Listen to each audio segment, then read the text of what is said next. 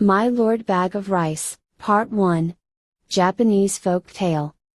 Long, long ago there lived, in Japan a brave warrior known to all as Tawara Toda, or My Lord Bag of Rice. His true name was Fujiwara Hidesato, and there is a very interesting story of how he came to change his name.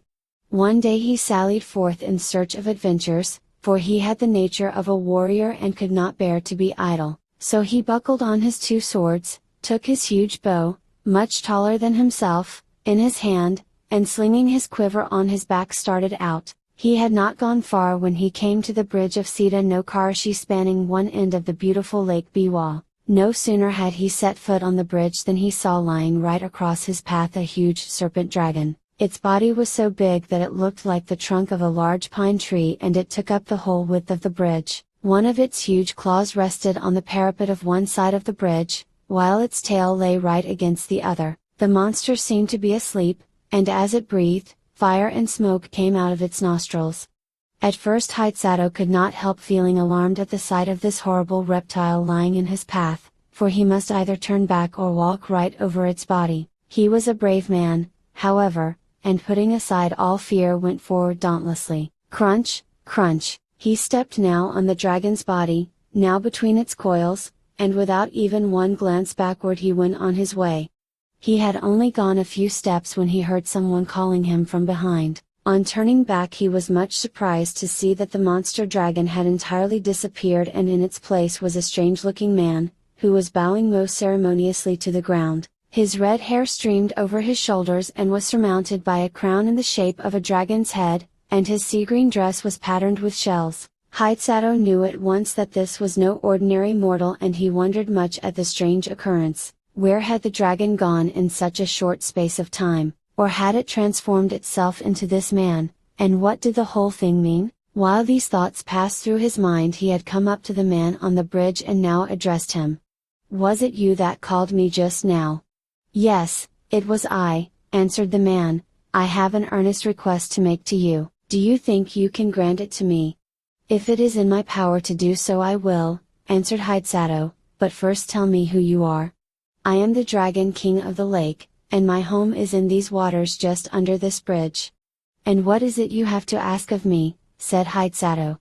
"I want you to kill my mortal enemy the centipede, who lives on the mountain beyond," and the Dragon King pointed to a high peak on the opposite shore of the lake. "I have lived now for many years in this lake and I have a large family of children and grandchildren. For some time past we have lived in terror, for a monster centipede has discovered our home, and night after night it comes and carries off one of my family. I am powerless to save them. If it goes on much longer like this, not only shall I lose all my children, but I myself must fall a victim to the monster. I am, therefore, very unhappy, and in my extremity I determined to ask the help of a human being. For many days with this intention I have waited on the bridge in the shape of the horrible serpent dragon that you saw, in the hope that some strong brave man would come along, but all who came this way, as soon as they saw me were terrified and ran away as fast as they could. You are the first man I have found able to look at me without fear, so I knew at once that you were a man of great courage. I beg you to have pity upon me. Will you not help me and kill my enemy the centipede?"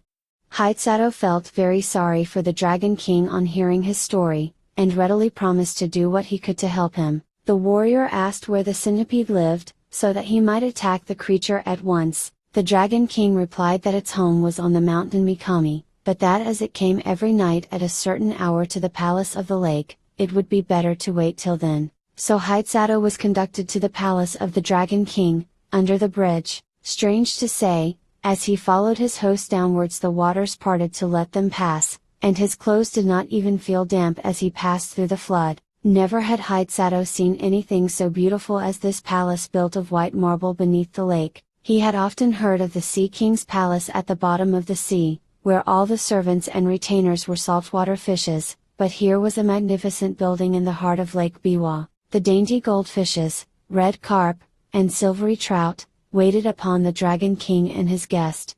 Hidesato was astonished at the feast that was spread for him. The dishes were crystallized lotus leaves and flowers, and the chopsticks were of the rarest ebony. As soon as they sat down, the sliding doors opened and 10 lovely goldfish dancers came out, and behind them followed 10 red carp musicians with the koto and the samisen. Thus the hours flew by till midnight, and the beautiful music and dancing had banished all thoughts of the centipede. The Dragon King was about to pledge the warrior in a fresh cup of wine when the palace was suddenly shaken by a tramp, as if a mighty army had begun to march not far away.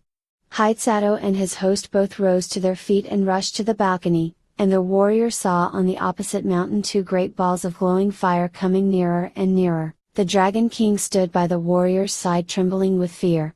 The centipede, those 2 balls of fire are its eyes, it is coming for its prey, now is the time to kill it. Hidesato looked where his host pointed, and, in the dim light of the starlit evening, behind the 2 balls of fire he saw the long body of an enormous centipede winding round the mountains, and the light in its 100 feet glowed like so many distant lanterns moving slowly towards the shore. Hidesato showed not the least sign of fear, he tried to calm the Dragon King. "Don't be afraid, I shall surely kill the centipede, just bring me my bow and arrows." The Dragon King did as he was bid, and the warrior noticed that he had only 3 arrows left in his quiver. He took the bow, and fitting an arrow to the notch, took careful aim and let fly. To be continued.